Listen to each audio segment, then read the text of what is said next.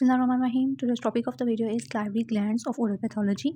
आज के इस वीडियो में मैं आपको मेन चीज़ें बताऊंगी जो इंपॉर्टेंट आपने याद करनी है, ठीक है, और किस तरह से इसको जो है वो याद रखना है, ठीक है। अगर आप लोगों ने पहले ये पढ़ भी लिया हुआ है फिर भी आप देख लेना है, जो चीज़ आपको बताऊंगी उनको एक दफ़ा गो थ्रू कर लेना, ठीक है। और ये सारा जो है वो याद नहीं करना, मेन चीज़ें जो याद करने वाली हैं और जो मैंने एक्स्ट्रा मार्क किया हुआ है वो मैं आपको बता देती हूँ, वो आप देख लीजिएगा, ठीक है। So let's start. इसमें फर्स्ट ऑफ ऑल जो है मैं आपको पूरा ओवरव्यू बता दूँगी इसका, ठीक है। और नेक्स्ट वीडियोज़ जो होंगी उनमें अगर आपको डिटेल चाहिए होगी तो डिटेल में मैं आपको एक टॉपिक का जो है वो बता दूँगी, ठीक है। तो इसमें आपके जो इंपॉर्टेंट चीज़ें हैं, पहले नंबर पर आपको इसकी क्लासिफिकेशन पता होनी चाहिए, ठीक है। ये सारी क्लासिफिकेशन आपने इसकी याद रखनी है, ठीक है। एंड देन आपके पास ये जो मैंने हाईलाइट किए हुए हैं इनको आप हाईलाइट कर लें, ठीक है। ये चीज़ें इनकी आपको जो है हिस्टोपैथोलॉजीज़ हैं, ठीक है, सलाइवरी ग्लैंड में। तो ये जो हिस्टोपैथोलॉजीज़ हैं ये आपने अच्छे तरीके से प्रिपेयर करनी है इनकी, ठीक है। सो किस तरह से प्रिपेयर करना है, इनके क्लिनिकल फीचर्स को कैसे देखना है वो हम देखेंगे। और इसमें भी जो मैंने ये रेन्यूला, बेसल सेल एडिनोमा, कार्सिनोमा, इनको भी आपने एक दफ़ा देखना है, ठीक है। इनकी आपको डेफिनेशंस पता होनी चाहिए कि क्या चीज़ें हैं। जो आपका फर्स्ट पेज है इसमें आपको थोड़ा-सा इसका आपने एक रीड दे लेनी है, ठीक है। और देन इसमें जो हमारे पास ग्लैंड्स क्या हैं, इनकी परसेंटेज क्या है, ठीक है, कितने माइनर्स हैं, कौन से सॉफ्ट पैलेट में, हार्ड पैलेट में, ये चीज़ें आपने एमसीक्यूज़ के लिए एक दफ़ा जो है वो गो थ्रू कर लेनी है, ठीक है। उसके बाद इसकी क्लिनिकल एग्जामिनेशन आपको पता होना चाहिए, ज़ीरोस्टोमिया जो होता है इसकी आपको पता होनी चाहिए, फैक्टर्स पता होने चाहिए, ठीक है। या इसके काजेज़ जो होता है ज़ीरोस्टोमिया वो आपको पता होनी चाहिए। उसके बाद रिएक्टिव लियंस में आपको ये वाला टेबल आपने याद करना है, क्रोनिक स्क्लेरोसिंग सेरेब्रलाइटिस जो है वो क्या होता है ये आपको पता होना चाहिए, ठीक है। ये आपने इसमें से याद रखना है। देन म्यूकोसील आ जाता है। म्यूकोसील बहुत इंपॉर्टेंट है, इसमें से आपको पता होना चाहिए कि स्लाइवरी डक्ट जो है उसमें क्या होगी, सर्व्ड एसिनाइल सेल्स जो है वो continue to secrete saliva into the sphere duct, ठीक है। तो ये आपको चीज़ इसकी याद होनी चाहिए। इसकी टू टाइप्स होती हैं, एक्सट्रावेसेशन एंड रिटेंशन सिस्ट होती है, ये आपको पता होना चाहिए। एंड इसकी हिस्टोपैथोलॉजी क्रोनिक सिक्लोरिंग सिलिनाइटिस ये आपको एमसीक्यू में पूछा जाता है। एंड देन अगर आपको कोई मतलब मुश्किल पेपर आए तो उसमें ही आपको हिस्टोपैथोलॉजी दी होगी, डायग्नोस आपने करना होगा, ठीक है। उसके बाद देन आपके पास म्यूकोसील जो है आपने अच्छे तरीके से प्रिपेयर करना है। जैसा कि यहाँ पे साइट इसकी आपको पता होनी चाहिए कौन कौन सी हैं। पल्जिंग रेन्यूला क्या है, पल्जिंग रेन्यूला क्या है, ठीक है, ये आपको पता होना चाहिए। एंट्रल म्यूकोसील्स क्या होती हैं ये आपको पता होना चाहिए, ठीक है। इनकी डेफिनेशंस जो मैंने इस तरह से मार्क की हुई हैं ये आप इनको देखते जाएँ, ठीक है। अगर म्यूकोसील जो होती है इसकी आपको हिस्टोपैथोलॉजी पता होनी चाहिए, यही बस आप याद रख लें जो मैंने मार्क की हुई है, ठीक है। ये आप याद रखेंगे। एंड देन आपको क्लिनिकल अपीयरेंस इसकी पता होनी चाहिए, ठीक है। ब्लूइश ट्रांसपेरेंट अपीयरेंस होती है, ठीक है। एंड देन हमारे पास इसके पास हमारे पास जो आ जाता है फ्लोरा अपने माउथ पे होगा। और जब हमारे पास पल्जिंग रेन्यूला जो है वो हमारे पास डंबल शेप्ड होता है, ठीक है। और ये कब होगा, जब ये एक्सटेंड कर जाएगा इनटू द सब मैंडिबुलर या सब मेंटल स्पेसिस में, तो फिर हमारे पास पल्जिंग रेन्यूला जो है वो बन जाता है। हिस्टोपैथोलॉजी हमारे पास आ जाती है। हिस्टोपैथोलॉजी में जो आपको मैंने यहाँ पे बताया यही आप बस कर लें, ठीक है। इसको बस एक रीड दे लेना। ये जो पल्जिंग में सील है, ठीक है, ये क्या है ये आपको थोड़ा सा पता होना चाहिए। एंड देन हमारे पास रेन्यूला, रेन्यूला जो है वो फ्रैक्चर म्यूकस, ठीक है। और swelling of the floor of the mouth, bulging ranula जो है इसकी मैनेजमेंट क्या होती है ये आपको पता होना चाहिए। म्यूकोसिल में हम लोग सर्जिकल एक्सचेंज करते हैं, और जो रेन्यूला है इसमें हम लोग मार्सपलाइजेशन करते हैं, ठीक है। एंड हम देन आपके पास आ जाता है इसकी क्लिनिकल फीचर्स आपको पता होने चाहिए, और जो ये आप याद रख लें एक दफ़ा, ठीक है। वही मेन जो मैंने आपको पहले भी बता दी है, ठीक है।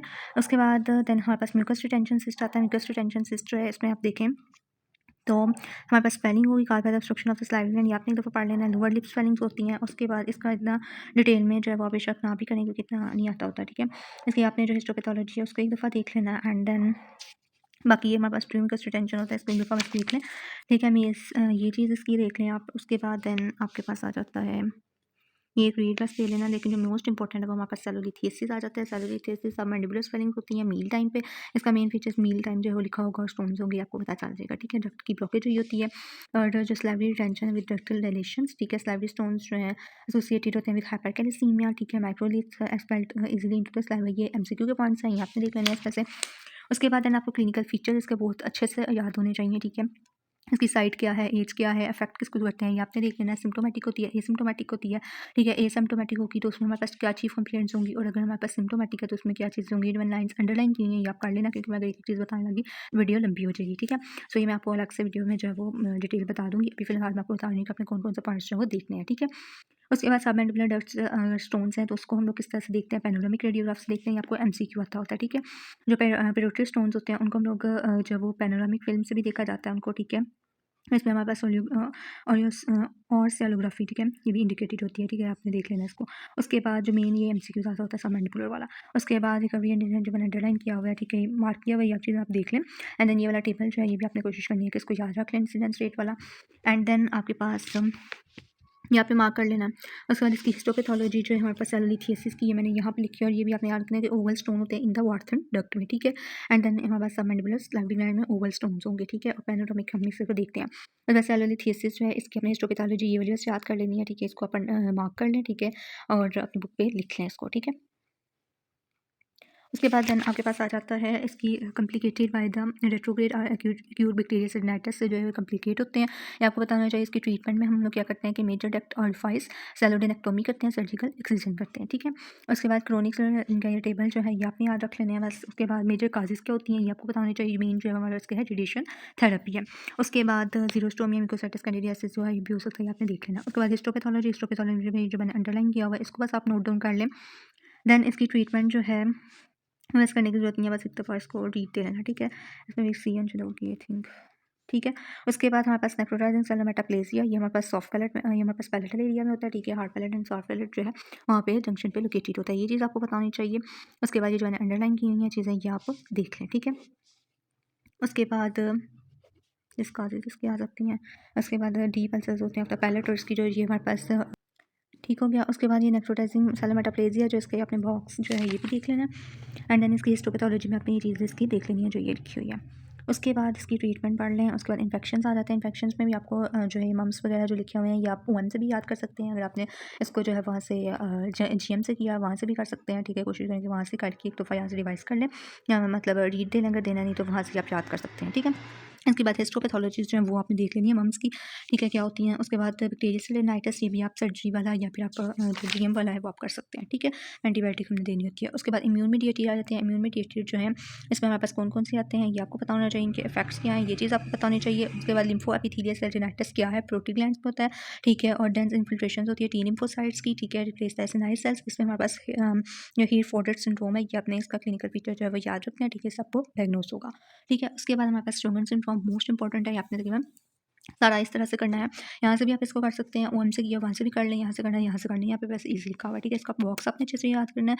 उसके बाद इसकी टी लिम्फोसाइट इन्फिल्ट्रेशन होती है, प्राइमरी होते हैं, सेकेंडरी होते हैं, ठीक है। प्राइमरी में हमारे पास जो है वो हमारे पास आ जाएगा ये लैक्रिमल ग्लैंड और स्लाइवरी का इफेक्ट आ जाएगा, ठीक है। उसके बाद जो सेकेंडरी होंगे वो हमारे पास एटोम्यून से जो है वो रिलेटेड होंगे, रूमेटॉइड आर्थराइटिस होगा, ठीक है। उसके बाद हमारे पास एक्सट्रावेसेशन ऑफ लैक्रिमल ये बस एक रीड दे लेना। इसकी लेबॉरेटरी फाइंडिंग्स चाहिए आपने अच्छे तरीके से प्रिपेयर करनी है, तो मैंने मार्क की हुई है, इनको भी आप देख सकते हैं, ठीक है। और इसकी लेबॉरेटरी फाइंडिंग्स आपसे ओएम का जो टेबल बना हुआ है वहाँ से भी याद कर सकते हैं इसको, ठीक है।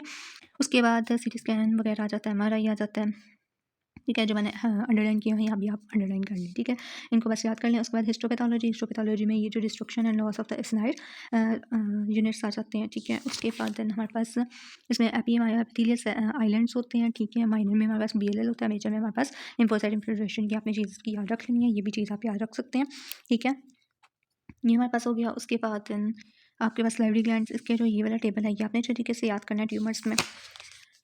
उसके बाद बिनाइन होते हैं। बिनाइन में हम पहले देखें तो पॉलीमॉर्फिक एडिनोमा आ जाता है। पॉलीमॉर्फिक एडिनोमा जो होता है हमारे पास बिनाइन है, और ये हमारे पास प्रोलिफरेशन होती है मायो एपिथेलियल सेल्स की, ठीक है। ये चीज़ आपने याद रखनी है, proliferation of the myo epithelium cells की। और एपिथेलियल मेसेंकाइमल टिश्यूज कंपोनेंट्स होते हैं surrounded by distinct fibrous capsule. एक myo epithelial cells, fibrous capsule, ये चीज़ आप इसका याद रख लें। मिक्स्ड ट्यूमर होता है हमारे पास, ठीक है। ये चीज़ आपने इसकी याद रखनी है। न्यूप्लास्टिक ग्रोथ जो है इसकी हमारे पास बिनाइन है तो स्लो होगी, ठीक है। उसके बाद 60% जो है वो प्रोटीज ग्लैंड में होता है। इसकी डिस्ट्रीब्यूशन आपने जो है वो याद रख लेनी है। 25% जो है हमारे पास सब लिंगुअल में होगा और 50% हमारे पास सब मैंडिबुलर में होगा, ठीक है।